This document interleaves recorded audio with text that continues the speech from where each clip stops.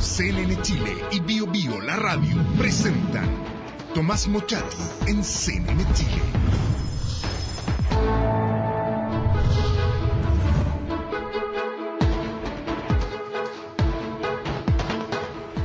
Buenas noches, ¿cómo está? Es historiador, licenciado en Derecho, doctor en Historia en Oxford, estudió en Estados Unidos, en la Johns Hopkins y además desde siempre en la Facultad de Derecho de la Universidad de Chile. Alfredo Josenny-Holt ha escrito este libro, La Escuela Tomada, Historia, Memoria, 2009 al 2011. ¿Te dirá una historia de una facultad, de una escuela de Derecho tomada como de las tantas tomas? No, porque Alfredo, que ha escrito El peso de la noche, Nuestra frágil fortaleza histórica, El Chile perplejo, 3 tomos de la historia de Chile, historia general de Chile, realiza un detallado examen de lo que sucedió en la Escuela de Derecho para después analizar lo que pasa con la educación chilena, con la decaída educación chilena. De eso conversamos esta noche, de este libro, La Escuela Tomada en Pío IX sin número. Hola, buenas noches. Oye, esta es una historia yo diría de conspiración, de una historia en contra del decano, Roberto Naum. Es una historia de traiciones, de cobardías, de conjuras, de desilusiones también, de decadencia al final de la Facultad de Derecho, porque lo que ocurrió leyendo este libro, detalladísimo, es la decadencia de la educación pública de la Universidad de Chile, que es una institución de la República.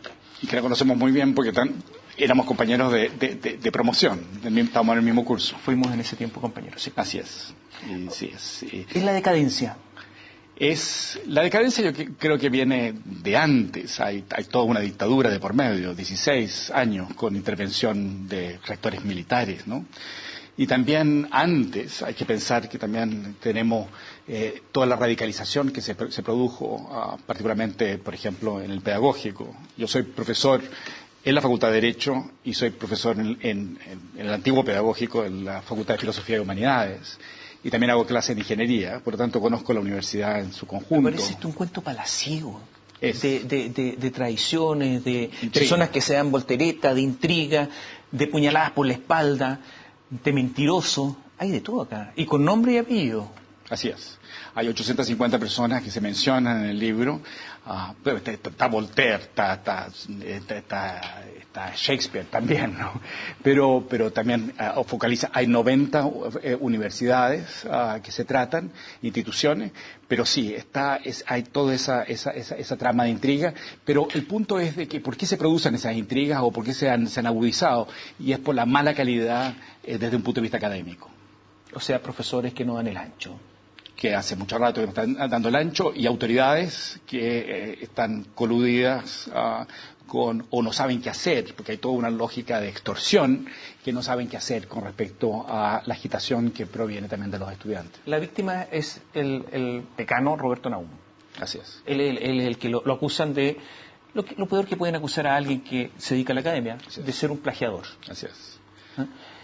Y básicamente parece que es un alumno que hace su tesis anotando los apuntes de clase de Naum. Un ayudante de él.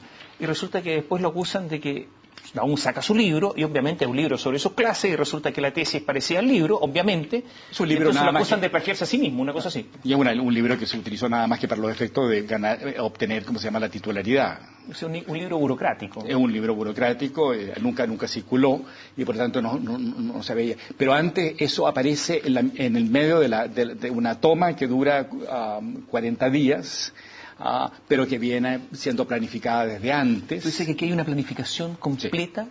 Una especie de secuencia de hechos, sí, fríamente calculado. Así es, y con una cronometría incluso de días, y esto está fundamentado en el libro con correos que fueron filtrados. Víctima, Naum, los conjurados. Los conjurados, ahí está. ¿Jara has hecho un conjurado? Sí, el hombre de las pizzas. Que pone, como se llama, 200 pizzas el primera noche de la toma, pero que yo también me hago la pregunta, y es el actual decano de la facultad, recién obtuvo la decanatura, por lo tanto yo digo de lo que se viene a producir hoy en el 2014, es la misma toma con otro nombre, porque logran hacer renunciar a Roberto Naum, pero Naum, hay una intervención de Casa Central también está coludida, La Moneda está también coludida, los alumnos, y una minoría de profesores que no tienen los votos para ganarle a Naum. Y por lo tanto se conjuga este acuerdo, este complot, con una lógica de teoría de conspiración de parte de ellos, porque creen que el que tiene el poder es el que ha complotado, y este es Naum, y por lo tanto le hacen otro complot para neutralizar el complot. Ahora, aquí hay nombres muy conocidos. De partida Davor Harasic, Sí. o sea, es el decano. Y tú lo acusas aquí de ni siquiera haber escrito un libro. Ah, sí, no ha escrito ningún Nunca nada. Nada. Se ha dedicado a, no sé, a pleitear. No, yo cito nada más que un texto de un artículo en la cual yo cotegié el artículo y hay párrafos, todo el artículo son párrafos tomados de otro texto que yo también tuve en la mano. Por lo tanto, podría haber ahí un plagio. Y sin embargo, lo acusan de plagio. Pero no solamente es Harasic. Enrique Barros. Enrique Barros, así es. Otro conjurado. Así es. Lucas Sierra. Así es. Julián López. Es que son todos nombres muy conocidos en el ambiente jurídico. Julián López, socio de Davor Harasic. La Marine Somoza en nuestra época, Marine Horvitz, muy conocida en el mundo penal. Consejera, Consejo de Defensa del Estado. Así es.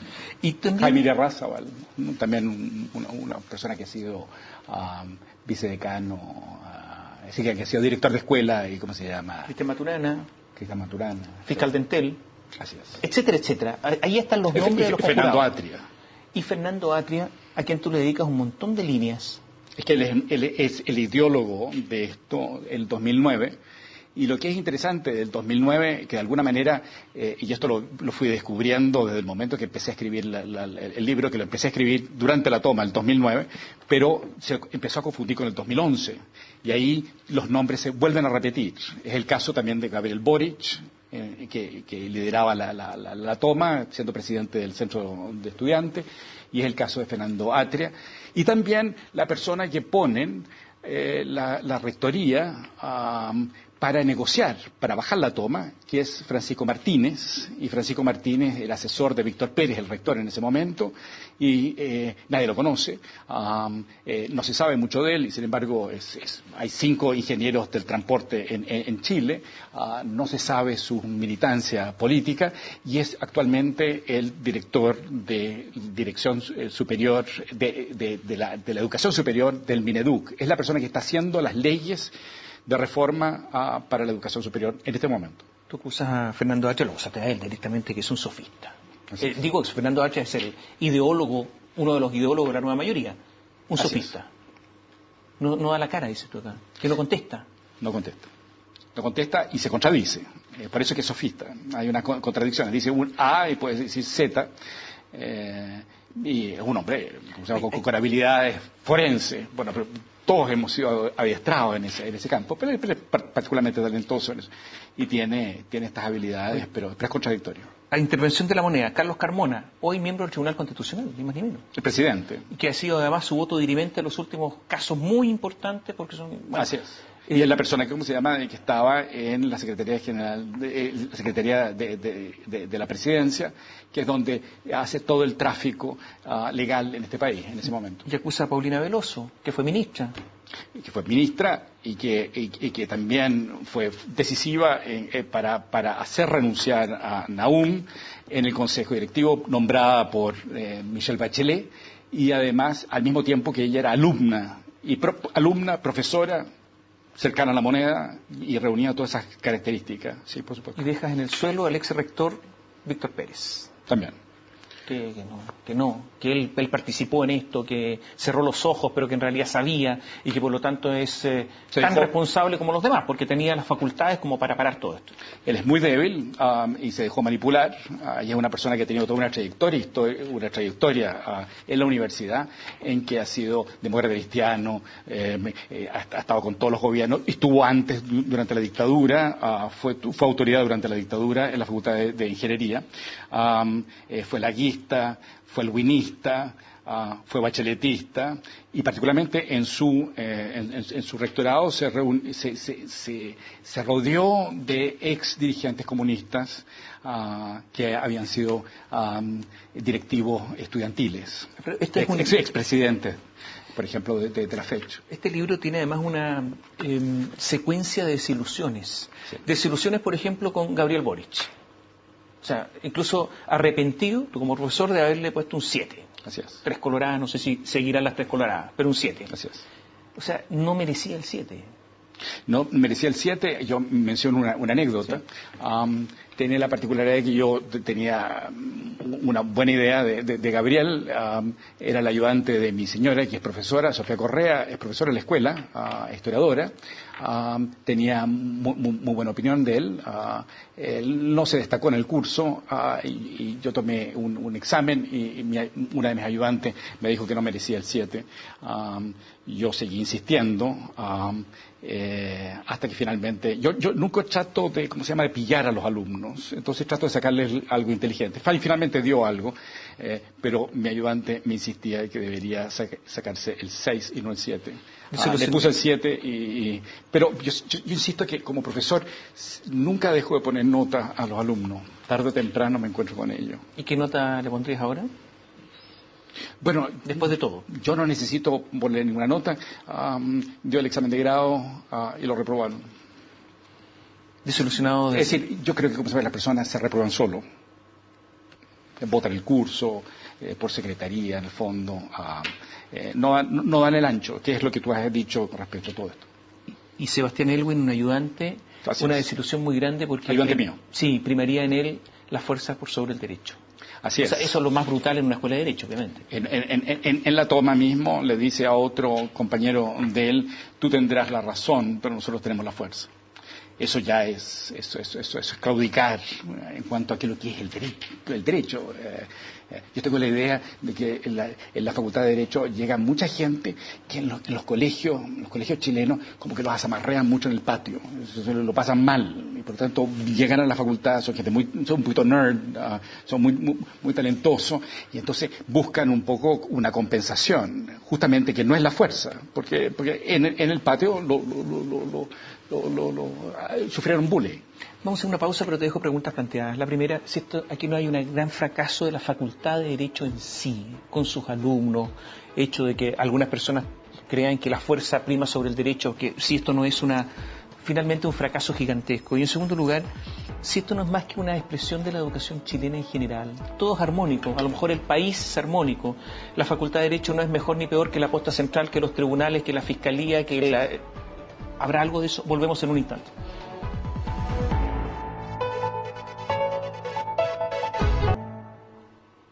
Hablamos de este libro, La Escuela Tomada, de Alfredo Jocelyn Holt.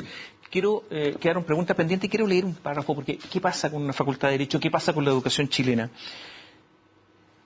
Tú le escribes a José Salaquet, tiene un centro de derechos humanos en la Facultad de Derecho y al final una conclusión, que es simplemente una ONG enquistada en la Escuela de Derecho, con los estándares de ONG, con los principios, con la lógica, con la investigación, si es que la hay, de una ONG, y por lo tanto, ¿qué hace una ONG en una escuela de Derecho? Pero al final, me puedo preguntar si es que la Escuela de Derecho no está lleno de ONG al final, si es que finalmente esto no es más que una decadencia o el estado de la educación chilena. Claro, porque esto surge a raíz de la crítica que siempre se dice de que lucran nada más que las universidades privadas. Pero eso no es cierto. Las universidades públicas han estado siendo privatizadas y parte de esas lógicas privatistas es conseguir fondos, pero la universidad les presta el nombre, les da la legitimidad, también las exenciones tributarias, y por lo tanto ahí hay todo eso. Y estos son los intercambios de cartas durante la intervención al año, después de la toma, que duró durante un año, con José Salaquet, muy importante profesor, que dirige, ¿cómo se llama?, el Centro de Derechos Humanos. Y entonces yo lo emplazo y le digo, pues veamos, examinemos en qué sentido, porque ellos decían de que la universidad y la facultad había decaído, pero ellos son parte de la misma decadencia. decadencia y también son parte del lucro. Yo mencioné otro caso, ¿cómo se llama? Y también lo mencioné en Tolerancia Cero y causó todo tipo de revuelo, de que pueden haber ingresos de profesores por 14 millones. La Contraloría General de la República ha estado examinando y hay fundaciones, hay 50, 60 fundaciones en el sistema universitario, de los cuales están muchas en la Universidad de Chile. Esto pasa no solamente en la Facultad de Derecho, pasa en las facultades más ricas, la Facultad de Derecho, la Facultad de Ingeniería, la Facultad de Economía y Negocios. Y por lo tanto cumplen estas funciones. Tomás, en función de lo que tú me preguntabas, lo que ocurre es que aquí hay una descomposición institucional. Y la universidad, particularmente la Universidad de Chile, es la institución más importante que se crea junto con el Congreso en el siglo XIX. Y tiene todo ese recorrido tan eminente en el siglo XX. Por supuesto que el Congreso dice relación también con las elecciones, dice relación con los partidos políticos. Y la Universidad de Chile, desde el siglo XIX, cumplió una función fundamental porque fue superintendencia de toda la educación. Por lo tanto, es un modelo para todo el sistema, ¿cómo se llama?, escolar, de primaria, secundaria. Y entonces es muy grave, y lo que está pasando en la Universidad de Chile no es tan distinto a lo que pasa, por ejemplo, en el Congreso, en la cual hay una descomposición, una degeneración. Y entonces, y la degeneración dice relación con platas, dice relación con que no cumple su función natural, su función histórica, que le ha dado trayectoria. Y aquí es un juego de que, y particularmente eso se nota en la universidad, donde hay un juego al poder y no a la autoridad. Entonces tenemos estas autoridades, o también tenemos los grupos estudiantiles que tienen poder, o una minoría que hace sentir su poder, pero no tienen la autoridad que da el conocimiento. Y entonces eso es por eso que es tan grave. Y eso es lo que está ocurriendo acá. Y por supuesto esto ocurre en las universidades privadas, también ocurre de alguna manera en la Universidad Católica. Lo que pasa es que la Universidad de Chile, y concretamente la Facultad de Derecho, tiene un rol muy, muy importante, porque es muy política, y por lo tanto esto se acentúa. Y también ocurre de que los fenómenos universitarios anticipan fenómenos nacionales. Pasó con la toma del 67 en la Universidad Católica. Ahí surgió el MAPU. Y también surgió como contrapartida el gremialismo de Jaime Guzmán.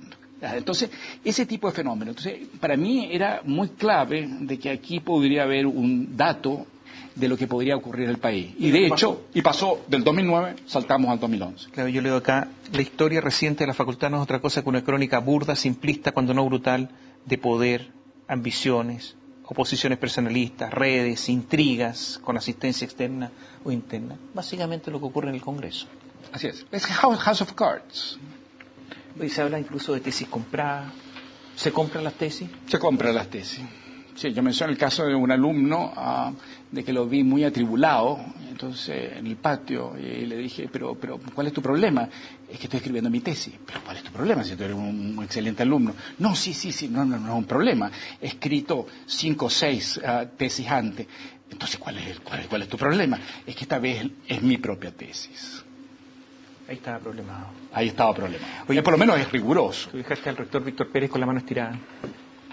Sí, porque una anécdota cuando nuevamente vuelve a ganar Nahum y hay lo que llaman una ascensión, que es el nombramiento, y el rector vino, y Víctor Pérez hizo lo indecible para esperarme a que yo saliera junto con él, y yo no lo quería saludar.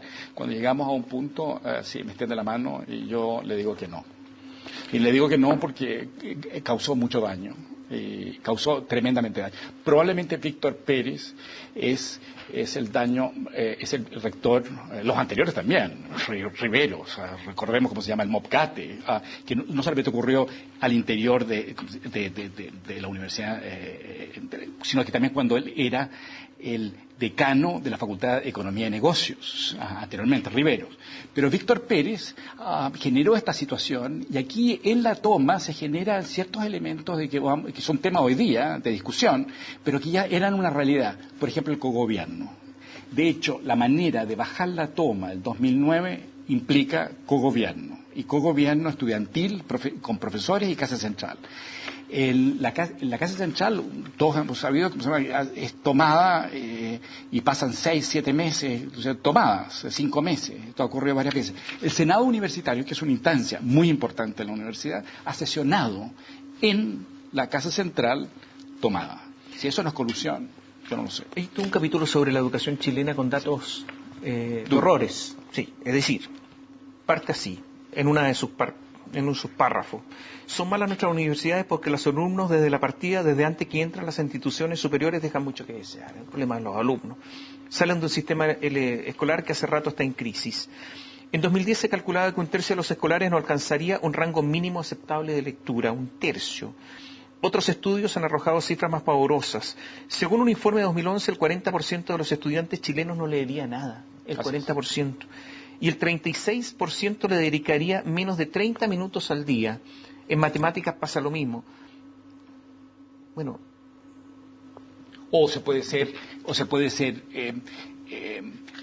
candidato a estudiar en las pedagogías. Y no se exigía hasta hace poco tiempo atrás una PSU. Y por lo tanto son de muy bajo nivel. Yo también sostengo de que todo esto comienza en la universidad y termina en la universidad. ¿Te han acusado de ser un aristócrata que desprecia a las personas que no tienen, digámoslo así, abolengo? No es el caso. Está aquí en el libro, por eso te lo pregunto. No. La Universidad de Chile la conocemos, ¿no es cierto? Y la Facultad de Derecho siempre ha sido una universidad nacional en que están representados todos los sectores sociales.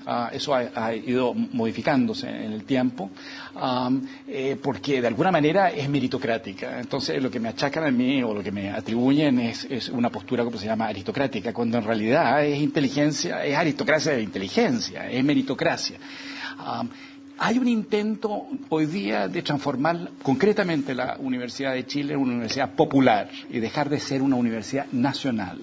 Es un matiz, pero un matiz muy, muy importante, que dice relación con, por ejemplo, las bonificaciones que implica el ranking para poder entrar, las distintas maneras de poder entrar a ser alumno, qué sé yo, ¿cómo se llama?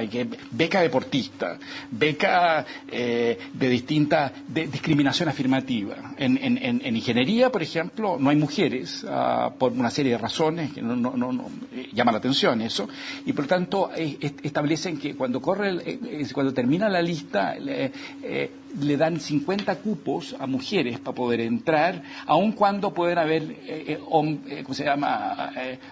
varones, que tienen las mismas calidades, la misma calidad académica. Se prefiere para estos efectos, qué sé yo, si tienen una abuelita tuerta, qué sé yo, todas estas razones.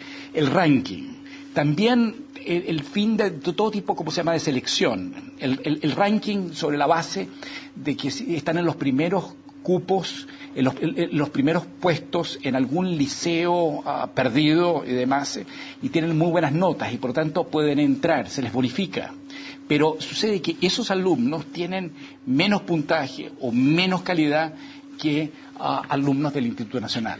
Se ha tratado también de cambiar la selección del Instituto Nacional.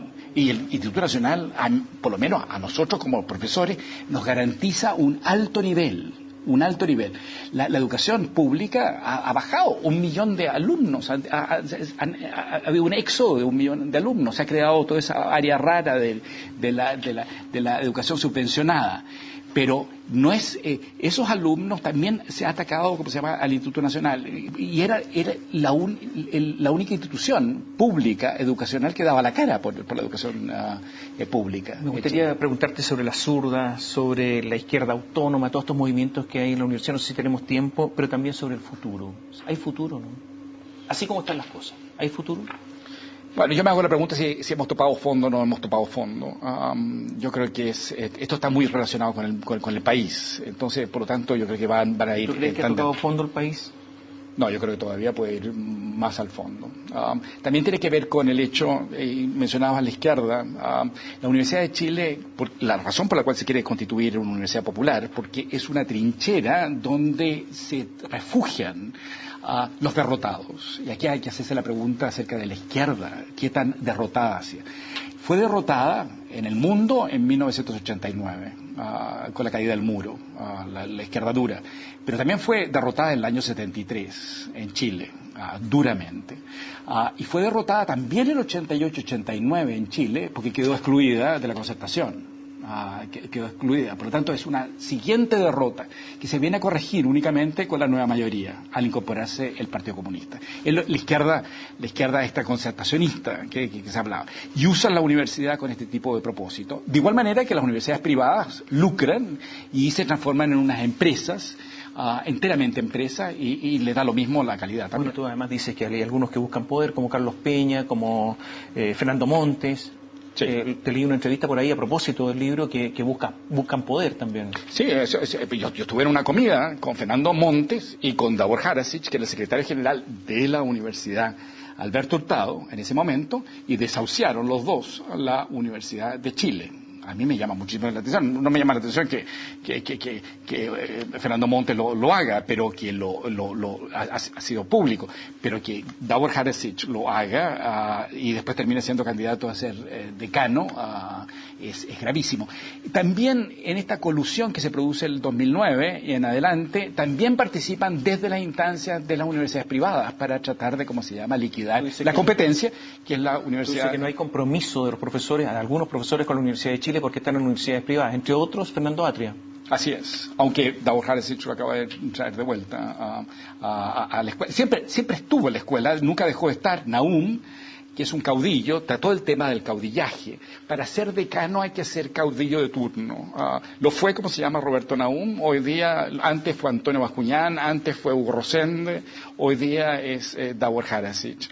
El caudillismo de Nahum, sin embargo, tenía unas ciertas particularidades que me parece que es menos sectario que el caudillismo fue magnánimo con sus detractores. Pero no solamente eso, por ejemplo, Fernando Atria nunca dejó de estar ahí y hace clase, sino que el espectro total. Por ejemplo, en términos de los historiadores, en la facultad hoy día tienes a Bernardino Bravo Lira, que es una persona pero de la extrema derecha, tradicionalista, yo creo que fascista, pero está en ese extremo. En el otro extremo está Gabriel Salazar como profesor, y gente como Sofía Correa y yo. Ese espectro de historiadores tú no lo vas a encontrar en ningún departamento de historia en Chile, en ninguna universidad. Y esto porque, y es muy razonable, porque a la Facultad de Derecho siempre han venido gente que le habría gustado ser historiador, pero tenía puntajes tan altos que era absurdo estudiar historia, y les encuentro toda la razón, entonces estudian Derecho. Y se encuentran con un espectro de profesores plurales y que conviven. Está por verse, y está por verse también cómo toman este libro, ¿cómo se llama?, hasta qué punto van a tolerar, ¿no es cierto?, el disenso, la crítica. La Universidad de Chile tiene una larga tradición de ser muy pública, de que tolera esto. Está por verse. Gracias por acompañarnos esta noche. Gracias, Tomás. Y a ustedes, yo les recomiendo este libro, porque está escrito con un lenguaje brutal, porque brutales son las situaciones. Por lo tanto, es un calco brutal de unas situaciones brutales. El libro se llama La Escuela Tomada, de Alfredo Joselin Holt. Buenas noches.